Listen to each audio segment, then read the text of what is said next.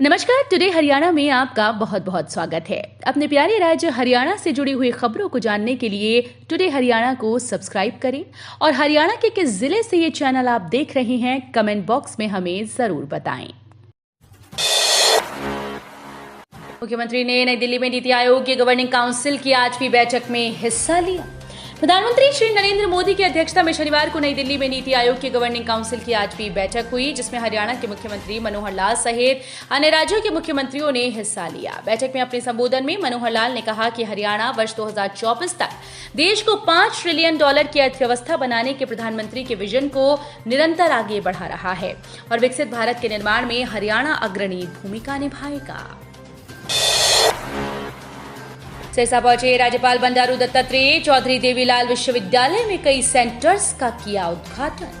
हरियाणा के राज्यपाल माननीय बंडारू दत्तात्रेय सिरसा के चौधरी देवीलाल विश्वविद्यालय पहुंचे, जहां पर उन्होंने census data research centre, science instrumentation centre, civil service परीक्षा सेंटर का उद्घाटन किया। राज्यपाल बंडारू दत्तात्रेय ने अपने संबोधन में कहा कि जीवन में आगे बढ़ने के 3 सूत्र बताते हैं। आज के युग में तकनीक का बहुत महत्व है। इसके द्वारा ही विद्यार्थी अपने जीवन में बेहतर रोजगार पा सकते हैं। अनिल विज के दरबार में फिर पहुंचे फरियादी। गृह मंत्री ने अफसर से कहा, आप कार्रवाई करोगे या मैं करूं? हरियाणा के गृह और स्वास्थ्य मंत्री अनिल विज के निवास पर प्रदेश भर से प्रतिदिन सैकड़ों की तादाद में फरियादी अपनी फरियाद लेकर पहुंच रही हैं। जनता दरबार बंद होने के बावजूद भी यहां लोगों की कतारें लग रही हैं। शनिवार को प्रदेश के कोने कोने से सैकड़ों फरियादी अपनी फरियादें लेकर विज के निवास पर पहुंचे। अपने निवास पर उन्होंने जनता की समस्याओं को सुना और संबंधित अधिकारियों को कार्रवाई के दिशा निर्देश दिए। हरियाणा में 4 दिन और गर्मी से राहत। हरियाणा के लोगों को अभी 4 दिन और गर्मी से राहत मिलेगी। मौसम विभाग ने राज्य में 31 मई तक बारिश के आसार बताए। जून की शुरुआत होते ही नौतपा में अधिकतम तापमान बढ़ना शुरू हो जाएगा। इसकी वजह यह भी है कि जून में इस बार सामान्य से कम बारिश होने की मौसम विभाग संभावना जता रहा है। हरियाणा में इसका सबसे ज्यादा असर धान के किसानों पर पड़ेगा।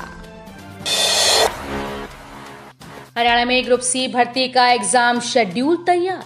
हरियाणा में 32,000 भर्तियों के लिए हरियाणा स्टाफ सिलेक्शन कमीशन ने तैयारी शुरू कर दी है। इसके लिए HSSC की ओर से एग्जाम शेड्यूल तैयार कर लिया गया।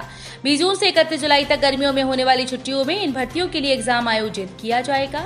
परीक्षा में नकल को रोकने के लिए 4 बार कोड वाले पेपर रहेंगे। हरियाणा शिक्षा विभाग की अच्छी पहल। भारी भरकम होमवर्क के बजाय एक्सपीरियंस लर्निंग पर दिया जाएगा जोर। गर्मियों की छुट्टियों में नई शिक्षा नीति के तहत हरियाणा शिक्षा विभाग की ओर से एक अच्छी पहल की गई, जिसमें सरकारी स्कूल्स में प्राइमरी क्लास के बच्चों को भारी भरकम होमवर्क न देकर एक्सपीरियंस लर्निंग पर जोर दिया जाएगा। छुट्टियों में की जाने वाली गतिविधियों को 4 सेक्शंस में बांटा गया है, जिसमें पारंपरिक खेलों से लेकर मौसमी खेती, रसोई की वस्तुओं की जानकारी बच्चों को दी जाएगी। जनसंवाद कार्यक्रम में भारी भीड़ इकट्ठा होना लोकप्रियता का उदाहरण। शिक्षा व वन मंत्री कंवरपाल गुर्जर ने कहा कि भाजपा चुनाव कंप्लीट होते ही अगले चुनाव की तैयारी में लग जाने वाली पार्टी है, लेकिन चुनाव नजदीक आते ही गतिविधियां हर पार्टी की तेज होना स्वाभाविक है। मुख्यमंत्री द्वारा जनसंवाद कार्यक्रम इसलिए शुरू किया गया ताकि सरकार ने क्या क्या कार्य किए, जनता को इसकी पूरी जानकारी हो सके। मुख्यमंत्री खुद जाकर पूछते हैं कि हमारा कौन सा कार्य आपको कितना अच्छा लगा, आप कौन से काम से अधिक संतुष्ट हैं। जंतर मंतर पर महिला महापंचायत आयोजित करना लोकतांत्रिक अधिकार। अनुराग ढांडा। आम आदमी पार्टी के स्टेट सीनियर वाइस प्रेसिडेंट अनुराग ढांडा ने 28 मई को दिल्ली में होने वाली महिला महापंचायत को लेकर दिल्ली पुलिस की कार्रवाई पर कड़ी प्रतिक्रिया दी। उन्होंने कहा कि देश के नामचीन पहलवान न्याय की मांग को लेकर जंतर मंतर पर बैठे हैं। मोदी सरकार आरोपी सांसद ब्रजभूषण शरण सिंह पर कोई कार्रवाई नहीं कर रही। अनुराग ढांडा ने कहा कि दिल्ली पुलिस न्याय की मांग को लेकर आयोजित महापंचायत को होने नहीं देना चाहती। भारत पुनः विश्व गुरु बनने की राह पर। हरियाणा के सहकारिता और जन स्वास्थ्य अभियांत्रिकी मंत्री डॉक्टर बनवारी लाल ने आज बावल विधानसभा क्षेत्र के विभिन्न गांव में आयोजित जनसभाओं को संबोधित किया, जिसमें पचगांव, जड़थल गांव व ग्राम पांचौर शामिल है। डॉक्टर बनवारी लाल ने कहा कि प्रधानमंत्री श्री नरेंद्र मोदी के नेतृत्व में पूरे विश्व में भारत का डंका बज रहा है। उन्होंने कहा कि प्रधानमंत्री की कुशल नीतियों के बलबूते देश पुनः विश्व गुरु बनने की राह पर अग्रसर है। 71% शराब ठेकों की नीलामी से 5,093 करोड़ लाइसेंस फीस। 29% ठेकों के लिए मुसीबत बरकरार। प्रदेश में 3 चरणों में टेंडरिंग के माध्यम से शराब ठेकों की नीलामी में 71% ठेके नीलाम किए जा चुके हैं, जबकि अब 29% के लिए सोमवार मंगलवार को तारीख निर्धारित की जाएगी। अब तक जितने ठेकों की नीलामी हुई उससे सरकार पिछले साल के राजस्व के सरकारी आंकड़े तक पहुंच चुकी है।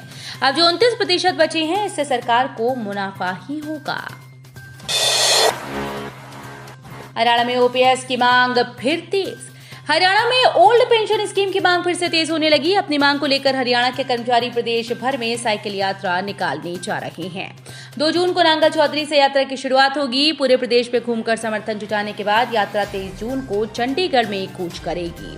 ओपीएस मांग समिति के प्रदेश अध्यक्ष विजेंद्र धारीवाल ने बताया कि राज्य के कर्मचारी अपनी मांगे मनवाने के लिए लंबे समय से संघर्ष कर रहे हैं।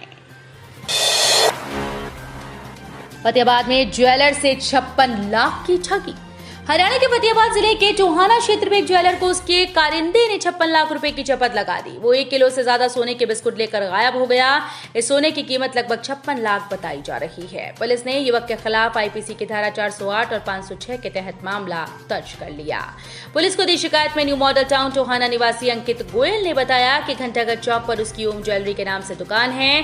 दुकान पर पिछले 2 माह से विक्रमजीत सिंह नामक युवक काम करने लगा था और उन्हें उस पर पूरा विश्वास हो गया था। ट्रॉलों की टक्कर में 2 लोगों की दर्दनाक मौत। जिंदा जला क्लीनर, ड्राइवर ने रास्ते में तोड़ा दम।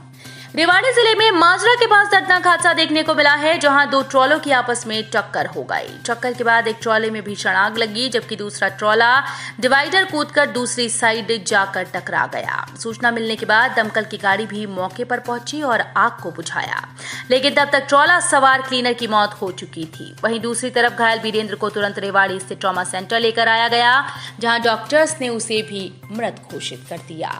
तो ये थी हरियाणा राज्य से जुड़ी हुई आज की कुछ खास और अहम खबरें। इसी तरह की लेटेस्ट अपडेट देखने के लिए टुडे हरियाणा को जरूर सब्सक्राइब करें।